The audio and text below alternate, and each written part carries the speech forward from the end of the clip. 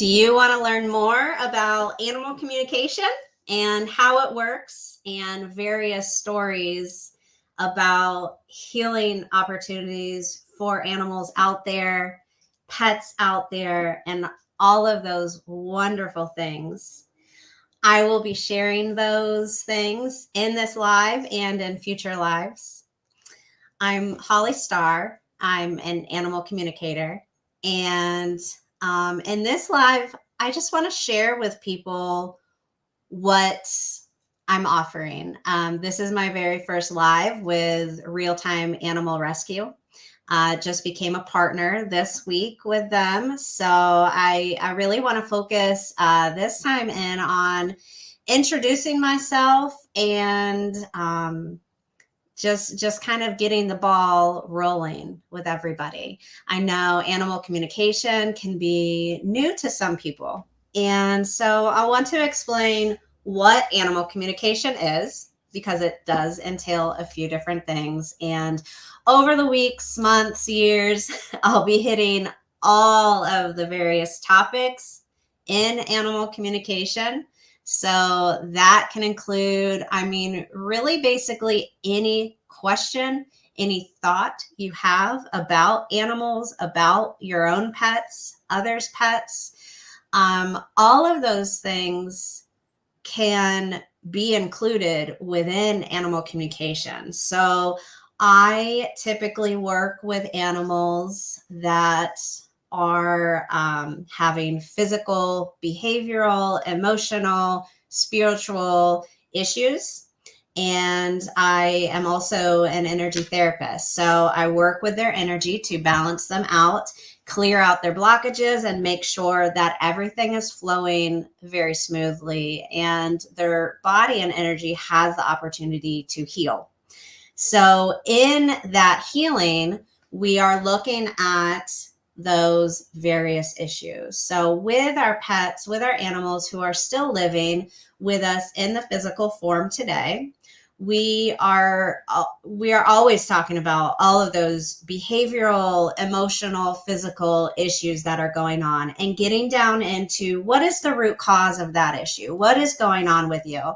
And what I do in sessions is I take the questions that the parent has for that animal, and I simply put it out there for them. I'm an open book. So I take really any question, and I am very specific with how I talk to the animals. So, if they aren't ready to talk about something, I'm not going to put pressure on them. I'm not going to force them to do that. What animal communication is, it really is a conversation. Okay. Some people get a little bit confused and think animal communication is like mind reading. It's not at all. It is a conversation. So looking at human to human conversations, I can share whatever I want to share and am open to sharing with other people. And they are able to do that with me. So we can put a block up. If we don't want to talk about something, we don't have to talk about it. That's what our free will does for us. And so the same exact thing is for animals. Animals have absolute free will as well. So in these conversations, we are talking at a soul to soul level, a heart to heart level, and they are sharing exactly what they want to share and what they don't want to share. So for instance, rescued animals who have that past trauma going on, some of them need some time to build trust in communication and time to process through, okay, I'm safe now, I'm loved now, the things in the past are in the past. And as we go through the communication sessions, we get to see that trust grow, and they start to release out those traumas because they start to discuss them and tell their parents what exactly happened and tell their parents what they need in order to fully move on from that trauma and have everything be okay again. Okay. So like I said, animal communication entails a lot of different topics. We also go into communication with transitioned animals as well. So transitioned into spirit, these animals are not in the physical form with us anymore. They are in spirit, and we can communicate with them and share messages with them as well. The exact same way. It feels the exact same way to me when I am communicating with a transitioned animal compared to when I'm communicating with a physical body of an animal. Okay. And that is simply because, like I said, this is all energy. We are communicating on a soul to soul level, a heart to heart level. So, for instance, as human beings, we have our verbal language that we use with each other. And we each have, each culture, each society, we each have a certain language, English, Spanish, French, whatever it is, that we tend to communicate with each other in. This is very much set in the physical. Okay. So you take dogs, for instance, they have barking. They can make those verbal sounds as well. Cats, they have meowing. All of us have those verbal communication sounds that we can use. Now, animal communication does not use any of that. It uses the heart to heart, the soul to soul connection. So in doing this, we go into our centered selves. I find myself within my heart center, and then I bring myself to the animal's heart center. And we are able to energetically feel each other and connect and listen to each other. And those messages come in very clearly as long as there are no blocks. Okay. And as I'm talking about this, there is a spider crawling down the wall at me. And over the last several years, I have been actually working on my own relationship with spiders. I know a lot of us out there have these irrational or rational fears of spiders. And I wanted to get rid of that because mine is irrational. I want a relationship with spiders.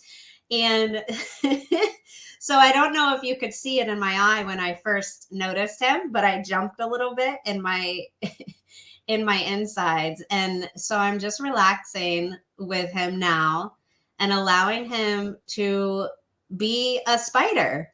Okay? It's just a spider. There's nothing to be afraid of. They are doing their life. I am doing my life. And it will continue like that.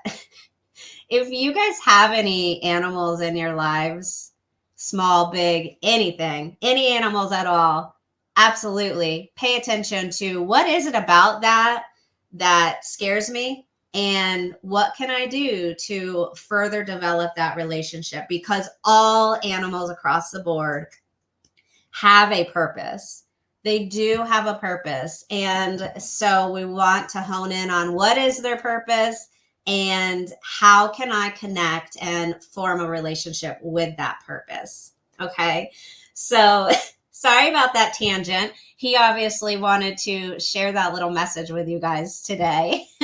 He or she. Okay.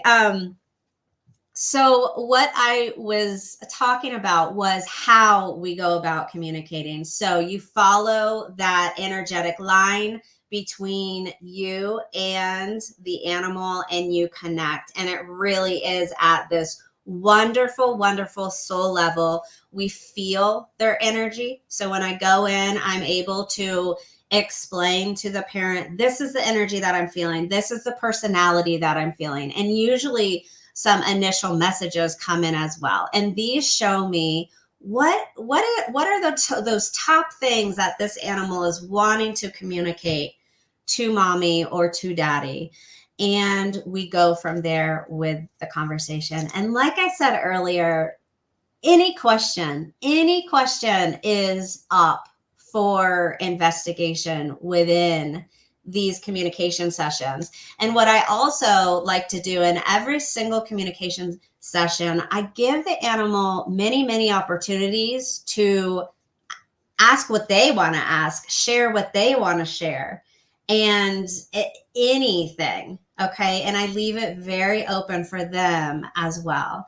And these sharings can get very private, very personal. These pets, especially, they care a lot about their parents. And so they get into the personal life and they're like, Mommy, Daddy, I want you to focus on this. You need help in this area. You know, those types of things come through, and it's really just beautiful. I get to feel that love that they have for their people and the things that they're learning in life and wanting to learn in life and their goals and everything. You know, sometimes I feel like humans don't give animals enough credit. They are vastly deep. They feel emotions a lot deeper than we do. They are aware of energies out there a lot more than we are. And they have this level of purpose, of a plan for their life, things that they want to accomplish, things that they want to learn. And it's just magnificent to hear their stories. And so in these lives that I'm going to be doing for you all, I'm going to start sharing those stories with you. Okay. So I have been an animal communicator for about 10 years. So there are lots of animals that I have seen start at the beginning of their healing journey and utilize communication, energy therapy, and other holistic modalities and life experiences to more fully come through their healing process. And it's just incredible to see. It warms my heart so much. And I'm so ready to start to put those full stories together so that you guys can experience that learning process and that healing process that each of these animals has experienced. Okay. So, one of the first ones that I'm going to be talking about is a cat he is currently now named Jasper. And Jasper has been in my life for about 6 months now.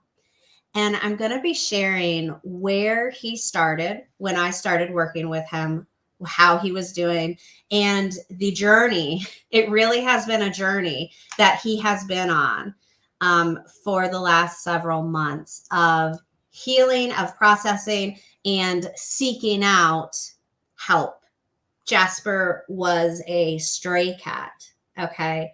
And so we, over the months, have been helping him heal from his past experiences and helping him build a relationship with the person that reached out to me, with this lady that has been caring for him.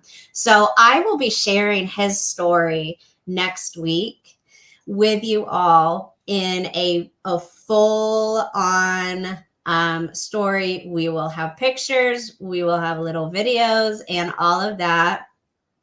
And I will show you a quick photo of Jasper just so you can have a little picture of him to look forward to seeing.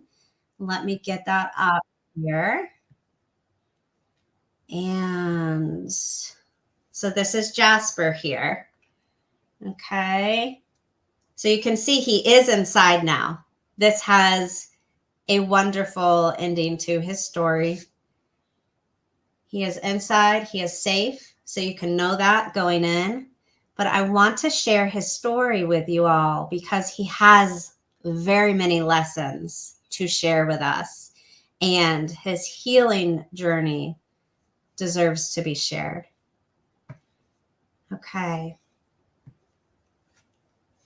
Now, the other story that I'm going to be sharing next week is actually on a podcast. And this podcast, right up on the screen, you might be able to see it in the comment section as well. So this is going to be Floki's story. And Floki is a incredible dog. He is in spirit now, but he came into this world as a breeder dog at a puppy mill. And he went through that portion of his life. He survived. And he ended up coming to one of the most loving, open human beings that he could have found. It really, truly is a meant to be situation. And what has happened from him finding that family is a progression into helping bring awareness to the horrible thing that is puppy mills and get that awareness moving across people, across cultures, so that eventually at some point puppy mills can be a thing of the past. Floki is an incredibly active spirit. And once he enters your life, this is what I have seen him do over and over again. Once he enters your life, once you know about him and hear his story and feel his love and his mission, he starts to work on you too. and this is what happened to me when I met Floki as well. So I'm going to be sharing more about his story and how to follow further with his story, because his parents have their full Facebook page, their full story about him. This has been turned into a book. They are trying to do other things with this as well.